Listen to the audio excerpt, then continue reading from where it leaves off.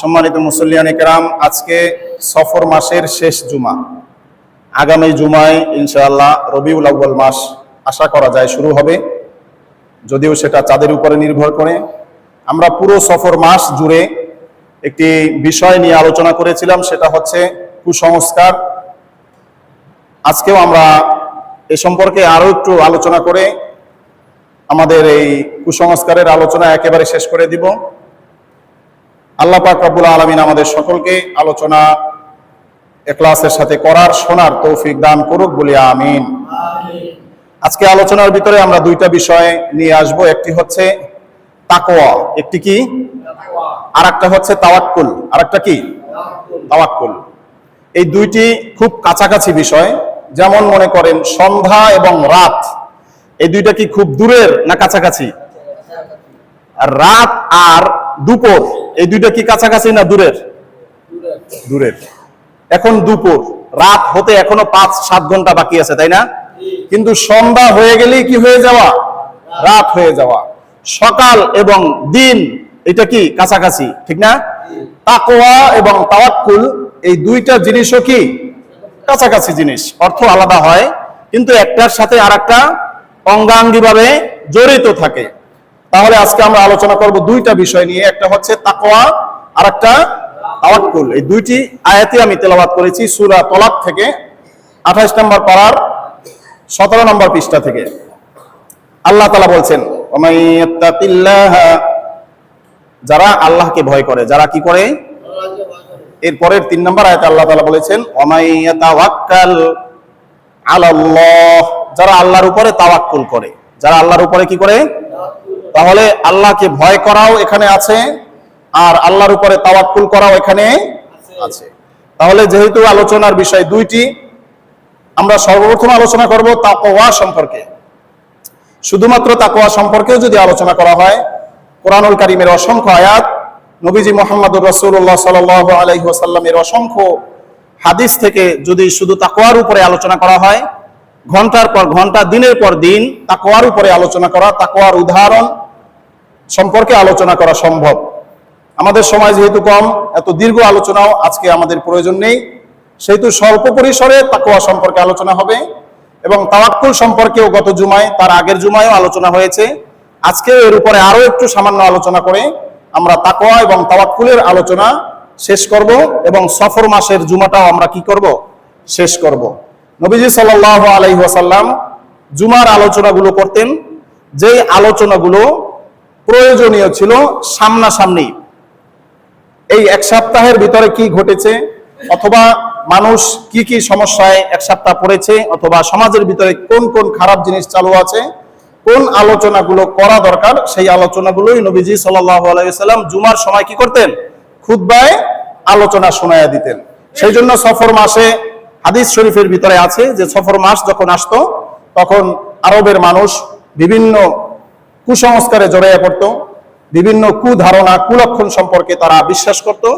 আমরাও সেই ধারাবাহিকতায় সফর মাস পুরা জুমা, যে 4টা জুমা আমরা শেষ করেছি, সবগুলো জুমাই এই সফর মাসের যে কুলক্ষণ আছে, যে হাদিসগুলো আছে, সেই হাদিসের উপরেই আমরা থাকার চেষ্টা করেছি।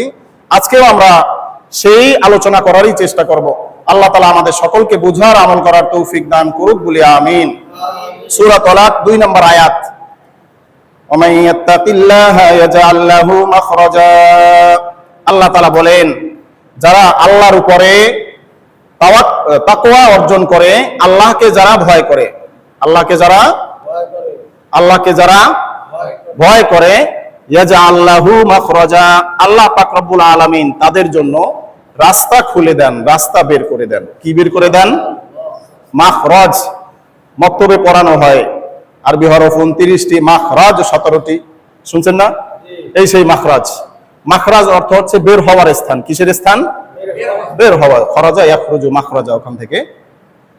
তাহলে আল্লাহ পাক রব্বুল আলামিন এখানে মাখরাজ শব্দ উল্লেখ করেছেন, এক বচন দিয়ে নয়, বহু বচন, অর্থাৎ মাখরাজা। কোন ব্যক্তি আল্লাহ তাআলাকে যদি ভয় করে, আল্লাহ পাক রব্বুল আলামিন তাকে বের হওয়ার জন্য অনেক রাস্তা বের করে দিবেন। কয়টা রাস্তা বের করবেন? অনেক।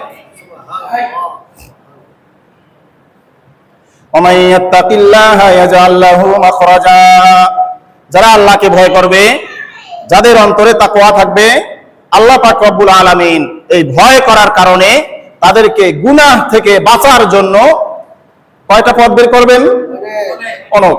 অনেক পথ আল্লাহ তাআলা বের করে দিবেন। এই আয়াতের তাফসিরে মুফাসসিরিন কিরাম অনেক কথা বলেছেন।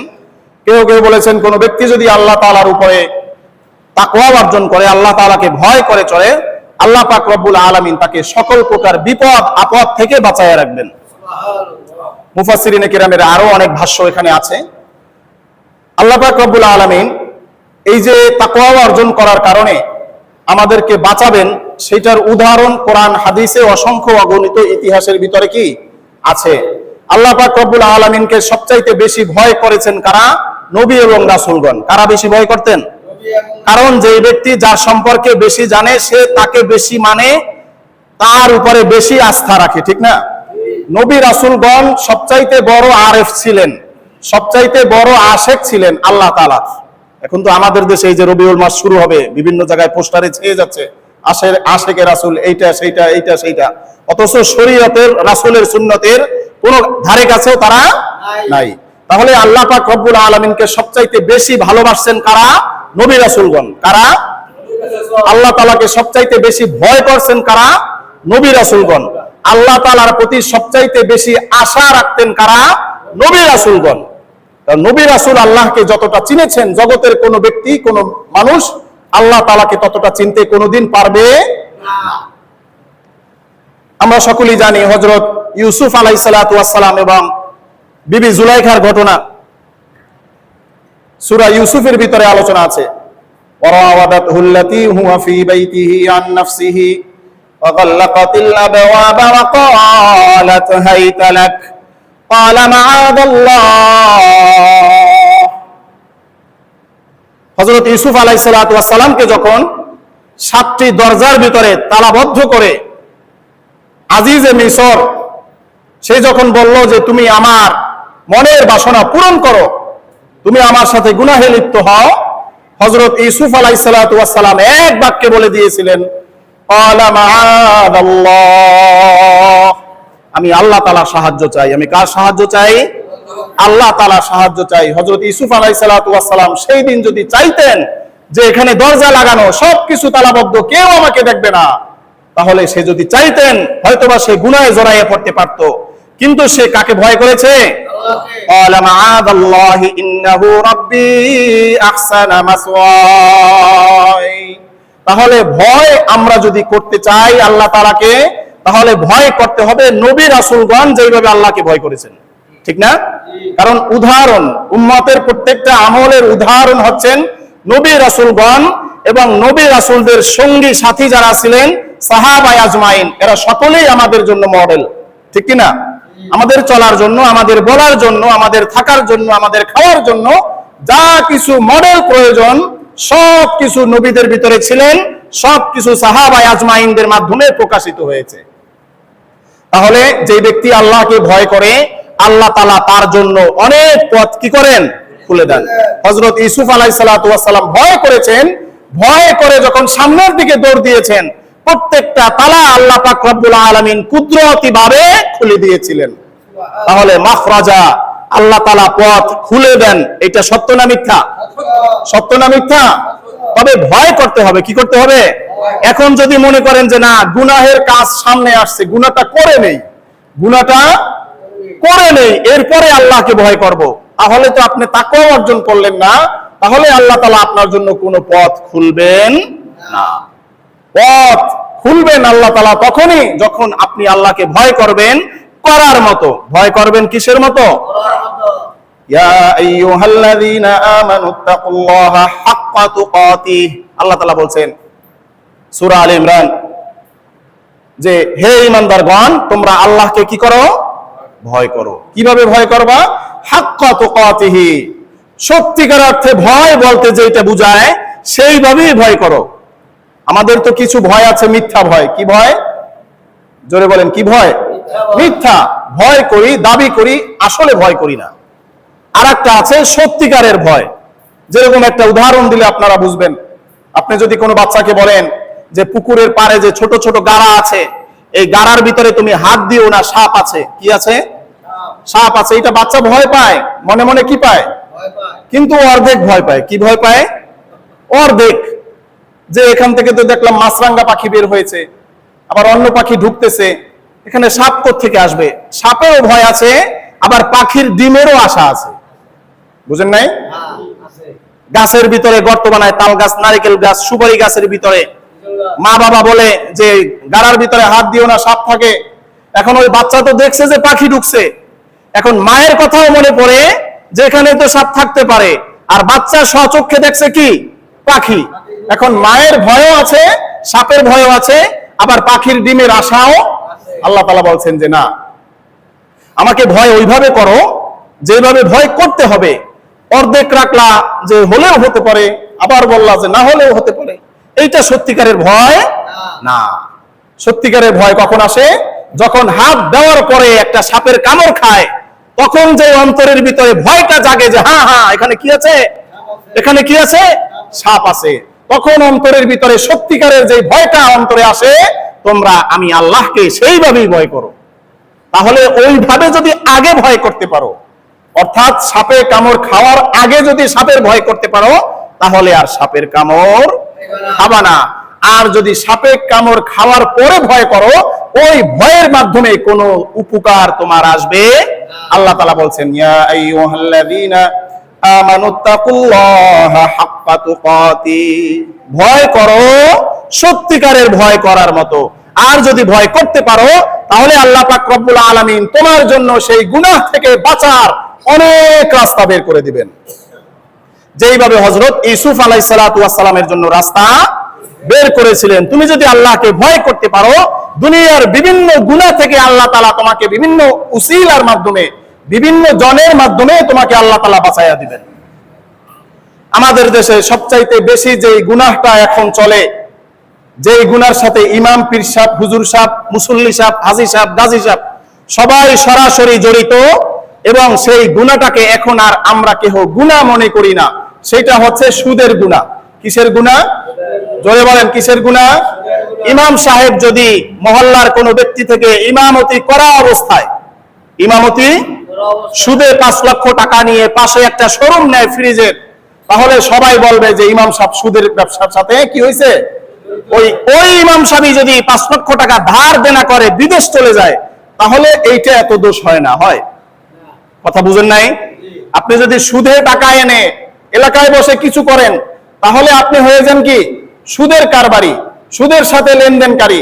আর যদি সুদে টাকা এনে আপনি প্রবাসে যান, তাহলে এইটা কোনো দোষের। অথচ আপনি সুদে টাকা এনে দেশে থাকেন আর বিদেশে যান, হজে যান আর সেই ইন্ডিয়া যান, গুনাহ কি কম বেশি আছে না সমান? জোরে বলেন, গুনাহ কম বেশি আছে না সমান? গুনাহ সমান। অথচ আজকের আমরা এই যে সুদের সাথে জড়িয়ে পড়তেছি, এটাকে আমরা গুনাহই মনে করি না। যদি দেশে থাকে সুদের টাকা নিয়ে, তাইলে গুনাহ। দেশে থাকলে কি হয়? কথা বলে না। দেশে থাকলে কি হয়? গুনাহ হয়। সুদে টাকা নিয়ে যদি ফ্রিজ কিনে, গরু কিনে, অথবা একতলা বিল্ডিং উঠায়, তাইলে মোটামুটি গুনাহ মনে করি। আর যদি সে ইউরোপ যাওয়ার জন্য, লন্ডন যাওয়ার জন্য, সিঙ্গাপুর যাওয়ার জন্য 5 লক্ষ 10 লক্ষ টাকা সুদে আনে, তাহলে এটাকে আমরা অনেকেই মনে করি হালাল। মনে করি কিনা? মনে করি। আল্লাহ তাআলা বলছেন ওমাইয়াত্তাকিল্লাহা, যদি এরকম পরিস্থিতি আসে, আল্লাহকে ভয় করো যে আমার প্রবাস জীবন যদি আমি যাপন নাও করি, বিদেশে যদি নাও যাই, ঘুষে টাকা দিয়ে যদি আমি চাকরি নাও করি, এরপরও আল্লাহ পাক রব্বুল আলামিন আমাকে খাওয়াইতে পারেন কিনা? যারা বিদেশ যায় না সুদে টাকা না নিয়া, তারা খায় কি খায় না? যারা ঘুষ লেনদেন করে সরকারি চাকরি নেয় না, তারা খায় কি খায় না? খায়। তাহলে আল্লাহ বলেন যে তুমি যদি ওই সময় ভয় করতে পারো যে না, এটা যেহেতু কোরআনের বিধান হারাম, আমি ওই হারামে যাব না, আমি ওই হারামে যাব না। আল্লাহ তাআলা বলতেছেন তুমি যদি এইভাবে ইয়াকিন অন্তরে রাখতে পারো, রাখার মতো, কিসের মতো? আর যদি মিলাও যে শ্বশুর বাড়ি থেকে 2 লক্ষ হাওলাত আনি আর 3 লাখ সুদে উঠাই, এটা কি ভয় হয়েছে না মিক্স হয়েছে? মিক্স করা ভয় হয়েছে না? আল্লাহ বলছেন যে না, তুমি যাইও না। যদি এইভাবে তুমি ইস্তেকামাত থাকতে পারো, তাহলে আমি আল্লাহ তাআলা তোমার রিজিকের জন্য এমন জায়গা থেকে ব্যবস্থা করব যেটার কল্পনা তোমার 14 গোষ্ঠীও করে নাই। কথা বুঝেন নাই? আল্লাহ পাক রব্বুল আলামিন সেটাই বলতেছেন, ওমাইয়াত্তাকিল্লাহা ইয়াজআল লাহু মাখরাজা। পথ একটা বের করবেন নাকি অনেক পথ? অনেক। মাখরাজ একটা পথ, মাখরাজা আল্লাহ তাআলা অনেক পথ বের করে দিবেন যদি সত্যিকারে ভয় আল্লাহ তাআলাকে করতে পারো। যেভাবে হযরত ইউসুফ আলাইহিস সালাতু ওয়াস সালামের জন্য আল্লাহ তাআলা পথ বের করেছিলেন, কি করেন নাই? হযরত ইউনূস আলাইহিস সালাতু ওয়াস সালাম মাছের পেটে যখন গেলেন তখন ভয় কাকে করেছিলেন? আল্লাহকে। কিন্তু সে দোষ দেয় নাই যে আল্লাহ তুমি আমাকে শুধু শুধু এখানে কেন ডুবাইয়া নিয়ে আসলা। সে নিজেকে নিজে অপরাধী মনে করে সে কি বলেছিল? লা ইলাহা ইল্লা আনতা সুবহানাকা ইন্নী কুনতু মিনাল যালিমিন। আল্লাহ সব দোষ আমার। সব দোষ কার? সব দোষ কার? আমার সব দোষ, তোমার কোনো দোষ নাই, তুমি হচ্ছে পবিত্র। আল্লাহ পাক রব্বুল আলামিন সেই ইউনূস আলাইহিস সালাতু ওয়াস সালামের যে মাছের ভিতরে ছিল সেই মাছের পেট থেকেও আল্লাহ তাআলা হযরত ইউনূসকে বের করেছেন, কি করেন নাই? বের করে দিয়েছিলেন। তাহলে ভয়টা করতে হবে অর্ধেক না পুরা? পুরা। অর্ধেক ভয় আল্লাহর, আর অর্ধেক ভয় ইমাম সাহেবের, আর অর্ধেক ভয় পীর সাহেবের, আর অর্ধেক ভয় মাজারের, অর্ধেক ভয় খানকার, অর্ধেক ভয় বট গাছের, অর্ধেক ভয় তাল গাছের, এরকম নাকি? অর্ধেক ভয় কুমিরের। এই যে খানজাহান আলীর কুমির লয়ে গেছে, ওখানে যারা ছিল ভাওতাবাজি, এদের খাবার বন্ধ হয়ে গেছে। অর্ধেক ভয় কিসের? কুমিরের। কিসের ভয়? কুমিরের। অর্ধেক ভয় কচ্ছপের, অর্ধেক ভয় গজার মাছের। মুসলমানের অন্তরে ভয় ঢুকছে কি ঢুকে নাই? গজার মাছকে ছোট মাছ খাইতে দিছে সেই শাহজালাল রহমাতুল্লাহ আলাইহির মাজারের দরগার। এখন গজার মাছে তো মাছ খায় নাই, ছোট কাচকি মাছ দিছে। এখন অন্তরে ভয় ঢুকছে কি যে আমি বুঝি শেষ। ভয় ঢুকছে কি না? আমি কি শেষ। খানজাহান আলীর দরবারে নিয়ে কুমিরের মাঝখানে মুরগি ফালাইছে। এখন মুরগি তো কুমিরে ধরে নাই, কারণ কুমিরের পেট ভরা। কুমিরের কি এখন ও শেষ ডরে যে আমার মুরগি কুমিরে খায় নাই, আমার কপালে জানি কি আছে। কথা বুঝেন নাই? এই জন্য ভয় অর্ধেক কুমির আর অর্ধেক আল্লাহ। এইটা না পুরা ভয় আল্লাহর জন্য? আল্লাহ তাআলা বলেন যে পরিপূর্ণ ভয় যদি আমাকে করতে পারো তাহলে আমি আল্লাহ তাআলা ইউনূসকে যেভাবে রক্ষা করেছি সেই আল্লাহ আমি এখনো আছি, সেই আল্লাহ তোমাকে এখনো ইউনূসের মতোই বাঁচাইতে পারবো। তবে ভয়টা ইউনূসের মতো করতে হবে না অর্ধেক অর্ধেক? ইউনূস আলাইহিস সালাতু ওয়াস সালাম যেভাবে ভয় করেছেন, ইউনূসের মতো যদি ভয় হয়, হেফাজত আল্লাহ তাআলা সেই ইউনূসের মতোই কি করবে। ভয় যদি হযরত ইউসুফের মতো হয়, আল্লাহ তাআলা ইউসুফের মতোই আমাদেরকে গুনাহ থেকে বাঁচায় দিবেন। তাহলে তাকওয়াটা কি আসলে? ভয়টা কি? হাদিস শরীফে এসেছে যে ভয়, তাকওয়া হচ্ছে যে কোনো রাস্তার ভিতরে সব রাস্তা কাঁটা দিয়ে ভরা। সব রাস্তা কি দিয়ে ভরা? কাঁটা দিয়ে ভরা। এখন আমাকে এখান থেকে রাস্তাটা পার হয়ে উপরে যেতে হবে, এটাই বাস্তবতা। এখন কোন ব্যক্তি কি চাবে, ইচ্ছা করে একটা কাঁটা অথবা একটা প্যারাকের উপরে পাও দিতে? কোন ব্যক্তি কি কোনোদিন চাবে যে আমার একটা তার কাঁটা আমার পায়ে ঢুকুক? এটা কেউ কোনোদিন চাবে না। তাকওয়া হচ্ছে ওইটা যে সমাজের সর্বস্তরে গুনাহ বিল করবে, সব দিক থেকে গুনাহ ডাকবে। যখন একটা দোকান দিবেন তখন বিভিন্ন সংস্থা থেকে এসে বলবে যে আপনাকে 2 লক্ষ টাকা লোন দেই, আপনার বেচা কিনাটা ভালো হবে। সুদের টাকা নিয়ে আপনার পিছনে কি করবে? গুড়গুড় করবে। বিভিন্ন গুনাহের কাজ আপনার পিছনে লেলিয়ে দেওয়া হবে। আপনি সেই সময় তাকায়া থাকবেন যে না, কোন গুনাহ যাতে আমার শরীরে না লাগে। তবে 2-1টা লেগে যেতে পারে, 2-1টা লেগে যেতে পারে। সেই লেগে যাওয়াটা দোষ না। লাগার সাথে সাথে যদি আপনি অনিচ্ছায় পায়ের ভিতরে কোনো কাঁটা অথবা পেরেক ঢুকে, সাথে সাথে আপনি চিকিৎসা করতে পারবেন। অনিচ্ছায় যদি কোনো গুনাহ হয়ে যায়, সেইটার চিকিৎসা হচ্ছে তাওবা ইস্তেগফার। এইভাবে যদি চলা যায়, আল্লাহ তাআলা বলেন যে তোমার জন্য, তোমার বেঁচে থাকার জন্য, তোমার পথ সঠিক রাখার জন্য, তোমার জীবনকে সহজ করার জন্য আমি আল্লাহ তাআলা হাজার হাজার পথ আমি বের করে দিব। তুমি ভাবতেছিলা প্রবাসে না গেলে আমি ধ্বংস হয়ে যাব, তুমি ভাবতেছিলা এই চাকরিটা না হলে আমি ধ্বংস হয়ে যাব, তুমি ভাবতেছিলা যে 5 তলা হয়েছে 6 তলার ছাদ না দিতে পারলে মনে হয় কবরে গেলে মন কান নকির আমারে ধইরা বেশি মারবে। অনেকে তো এইটাই মনে করে। কথা বুঝেন নাই? অনেকে কি মনে করে যে 5 তলার ছাদ হয়েছে 6 তলা শেষ না করে যদি মরি তাহলে কবরে গেলে আগে ধরবে যে 6 তলার ছাদ কেন করো নাই। অনেকের তাড়াহুড়া দেখলে এইটা মনে হয় কিনা? অনেকের এইটা মনে হয় যে এইটা যদি করে না যায় তাহলে কবরে গেলে সে বেশি মার খাবে। এই জন্য দিন দুনিয়া সব ছেড়ে হারাম নাই, হালাল নাই, সবকিছু শেষ করে সেই দুনিয়ার যে কাজটাকে সে টার্গেট করে সেইটার উপরে সে তার জীবনটা কি করে শেষ করে দেয়। আল্লাহ তাআলা বলে যে না, এই বিল্ডিং এর মাধ্যমে তোমাকে আমি খাওয়াই না, এই চাকরির মাধ্যমে তোমাকে আমি খাওয়াই না, এই প্রবাসের মাধ্যমে আমি খাওয়াই না। যদি প্রবাসের মাধ্যমে আমি খাওয়াইতাম তাহলে জগতের সমস্ত পাখিকে আমি প্রবাসে পাঠিয়ে দিতাম। জগতের সমস্ত পাখির জন্য এক একটা 10 তলার বিল্ডিং লাগতো। পাখি পশু যারা আছে ওদের কি ঘরবাড়ি আছে, চাকরি আছে, ব্যবসা আছে? কিছু নাই। কিন্তু আল্লাহ পাক রব্বুল আলামিন এই সমস্ত প্রাণীদেরকে সকালবেলা খালি পেটে বের করেন, সন্ধ্যাবেলা এক পেট খাবার দিয়ে আবার ঘরে পাঠিয়ে দেন।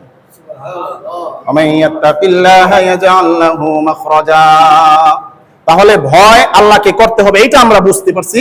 ভয়টা কিরকম? 50-50 নাকি 100? আবার বলেন, ভয়টা কি 50-50 নাকি 100? আল্লাহ তাআলা আমাদের সকলকে আল্লাহ তাআলাকে পরিপূর্ণভাবে ভয় করার তৌফিক দান করুক বলে আমিন। এরপরের আয়াত, ওমাই ইয়াতাওয়াক্কাল আলাল্লাহি ফাহুয়া হাসবু। যেই ব্যক্তি আল্লাহর উপরে তাওয়াক্কুল করে, যেই ব্যক্তি কার উপরে? আল্লাহর উপর। যেই ব্যক্তি আল্লাহর উপরে তাওয়াক্কুল করে, ফাহুয়া হাসবু, আল্লাহ পাকই তার জন্য যথেষ্ট। আল্লাহ পাকি তার জন্য কি? তার জন্য আর কিছু দরকার নাই।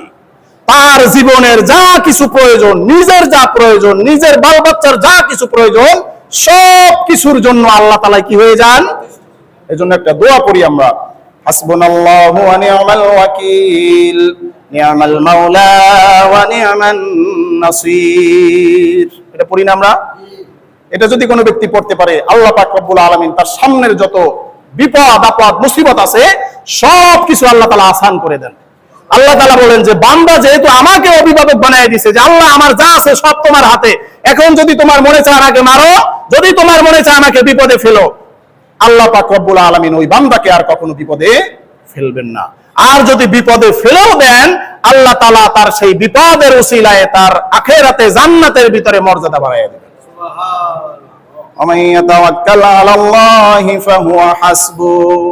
তাহলে তাওয়াক্কুলটা কি? আমরা তো সব সময় শুনি যে আল্লাহর উপরে কি করো? তাওয়াক্কুল করো। এক সাহাবী এসে জিজ্ঞাসা করলেন, ইয়া রাসূলুল্লাহ, ইয়া হাবিবাল্লাহ, আমি কি আমার উট যেটা আছে এইটার গলায় রশি বেঁধে এরপরে তাওয়াক্কুল করব, নাকি রশিটা ছেড়ে দিয়ে তাওয়াক্কুল করব? আমাদের অনেক ধারণা যে ঘুমিয়ে থাকো বাসায়, সারাদিন বাসায় পড়ে থাকো, আর মুখে মুখে কি বলো? যে আল্লাহ ভরসা। আর কি বলো? অনেক মানুষ আছে কি নাই, যে তোমার বাচ্চাটা তো লেখাপড়া করাচ্ছ না, এর ভবিষ্যৎ তো নষ্ট হয়ে যাবে, কি বলে? আল্লাহ ভরসা। কি বলে? আল্লাহ ভরসা। ভাই, তোমার ঘরের দরজাটা তো নষ্ট হয়ে গেছে, তোমার বাড়ির বাউন্ডারিটা তো ফেটে যাচ্ছে, এখানে একটু বাউন্ডারি দাও, এখানে একটু টিন দিয়া ঠিক করো, তোমার দরজাটা একটু ঠিক করে নাও, আল্লাহ ভরসা। কি বলে? নবীজি বলেন যে না, এইটা তাওয়াক্কুল না। এটা কি না? তুমি তাওয়াক্কুল করো তোমার যেই কার্য পদ্ধতি যেটা আছে, আল্লাহ তাআলা যেই পদ্ধতি নাজিল করেছেন সেই পদ্ধতি গ্রহণ করার পরে তাওয়াক্কুল করো। কেন? আল্লাহ তাআলা বলেন, ওয়ালান তাজিদা লিসুন্নাতিল্লাহি তাবদীলা, যে আল্লাহ তাআলার কর্ম পদ্ধতি যেটা আছে সেইটা আল্লাহ তাআলা পরিবর্তন করেন না। আল্লাহ তাআলার কর্ম পদ্ধতি আল্লাহ তাআলা কি করেন না? আল্লাহ তাআলার কর্ম পদ্ধতি হচ্ছে নারিকেল গাছে নারিকেল হওয়া। কথা বুঝেন নাই? আল্লাহ তাআলা যদি চান নারিকেল গাছে তাল হতে পারে, এটার নাম ঈমান, তবে নারিকেল গাছে নারিকেল হবে, এটা বাস্তবতা। কথা কি বুঝেছেন? এখন যদি কোনো ব্যক্তি বলে যে নারিকেল লাগাইছি, এখন আইসা বললো যে ভাই একটা পেয়ারা গাছও লাগান, না, আল্লাহ ভরসা, আল্লাহ এখান থেকেই আমাকে খাওয়াবে। আল্লাহ যদি তোমাকে নারিকেল গাছ থেকে পেয়ারা খাওয়ায়, তাহলে পেয়ারা গাছটা কেন দিবেন? বুঝেন নাই? তাহলে পেয়ারা গাছ দিয়েছেন পেয়ারা খাওয়ার জন্য, নারিকেল গাছ দিয়েছেন নারিকেল খাওয়ার জন্য। নারিকেল গাছ লাগাইয়া, পেয়ারা গাছ লাগাইয়া, গাছের চারদিকে বেড়া দিয়া, ওষুধ সার পানি সব দিয়া এরপরে তাওয়াক্কুল করো যে আল্লাহ আমার সব যা কিছু করার ছিল আমি করেছি, এখন তোমার যেটা করার এইটা তুমি করো। এইটার নাম হচ্ছে তাওয়াক্কুল। এইটার নাম কি? এইটার নাম কি? তাওয়াক্কুল। হাদিস শরীফের ভিতরে এই আয়াতের তাফসীরের ভিতরে এই আয়াতের একটা ঘটনা আছে। একজন সাহাবী এসে বললেন, ইয়া রাসূলুল্লাহ, ইয়া হাবিবাল্লাহ, আমার ছেলেকে ইহুদিরা ধরে নিয়ে গেছে। কারা ধরে নিয়ে গেছে? ইহুদিরা। আমি তথ্য পেয়েছি যে আমার ছেলেকে সেখানে আটক রাখা হয়েছে। নবী সাল্লাল্লাহু আলাইহি ওয়াসাল্লাম বললেন যে তুমি তোমার সন্তানের কাছে খবর পৌঁছাইয়া দাও, সে যাতে পড়ে লা হাওলা ওয়ালা কুওয়াতা ইল্লা বিল্লাহ, এইটা যাতে তার কাছে পৌঁছায় এবং সে যাতে লা হাওলা ওয়ালা কুওয়াতা এটা পড়তে থাকে। মালিক আশজাঈ রাদিয়াল্লাহু তাআলা আনহু ওনার ছেলে হযরত আউফ রাদিয়াল্লাহু তাআলা আনহু ওনার কাছে এই খবরটা পৌঁছায় দিলেন বিভিন্ন মাধ্যমে যে নবীজি সাল্লাল্লাহু আলাইহি ওয়াসাল্লাম তোমাকে এই আমল শিখিয়ে দিবেন যে তুমি শুধু এইটা পড়তে থাকো, কারণ এখন তোমার হাত বাঁধা, এখন তোমার হাত কি বাঁধা, এখান থেকে বের হওয়ার তোমার নিজস্ব কোনো শক্তি আর নাই। এই খবর যখন আউফ রাদিয়াল্লাহু তাআলা আনহু পাইলেন, উনি লা হাওলা ওয়ালা কুওয়াতা ইল্লা বিল্লাহ পড়তে থাকলেন। হঠাৎ একদিন রাতে দেখে ওনার হাত যেভাবে বাঁধা ছিল হাতের রশিটা হঠাৎ খুলে গিয়েছে। উনি যখনই দেখলেন যে হ্যাঁ রশি খুলে গিয়েছে, সাথে সাথে দাঁড়াইয়া সামনে গিয়ে দেখলেন একটা উট। উনি সেই উটের উপরে উঠে চলতে লাগলেন, বাড়ির পথ ধরে, মক্কার পথ ধরে সামনে হাঁটতে লাগলেন। হাঁটতে হাঁটতে সামনে একটা মাঠের ভিতরে দেখে যে আরো অনেকগুলো উট, আরো কি অনেকগুলো উট দাঁড়িয়ে দাঁড়িয়ে ঘাস খাচ্ছে, বিশ্রাম নিচ্ছে। উনি সবগুলো উট হাঁকাইয়া নিয়ে বাড়িতে চলে আসলেন। আয়েশা ডাক দিলেন, আম্মা, আব্বা। আউফ রাদিয়াল্লাহু তাআলা আনহুর আব্বা বললেন যে আল্লাহর কসম এই শব্দটা আমার ছেলের শব্দ। তার স্ত্রী বলল যে স্বামী, আমার ছেলে তো কাফেরদের হাতে বন্দী আছে, তার হাত পা বাঁধা, তাহলে সে কিভাবে আসবে? বলছে শোনো, আমার নবী বলেছেন যে এই ব্যক্তি আল্লাহর উপরে তাওয়াক্কুল করে আল্লাহ তাআলাই তার জন্য যথেষ্ট হয়ে যাবে।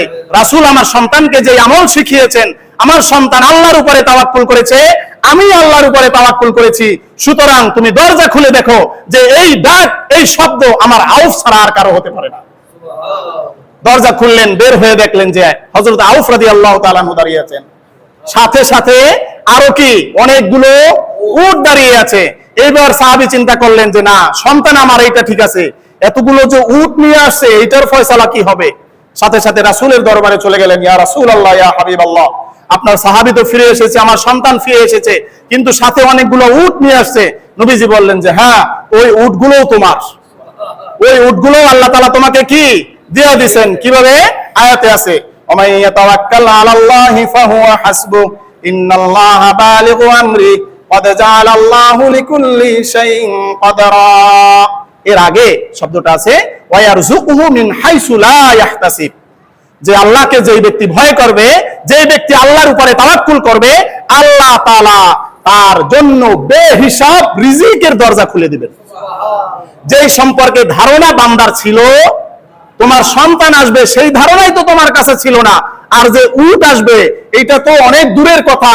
আল্লাহ তাআলা বলেছেন, সেই আয়াত তোমার মাধ্যমে আল্লাহ তাআলা এখানে সত্যি প্রমাণিত করে দিয়েছেন। তাহলে তাকওয়া কার উপরে রাখতে হবে? আল্লাহর উপর। আর তাওয়াক্কুলও কার উপরে করতে হবে? তাওয়াক্কুল আর তাকওয়া অর্ধেক অর্ধেক না পরিপূর্ণ? পরিপূর্ণ নাকি অর্ধেক অর্ধেক? পরিপূর্ণ তাকওয়া আল্লাহ তাআলা আমাদেরকে অর্জন করার তৌফিক দান করুক বলি আমিন।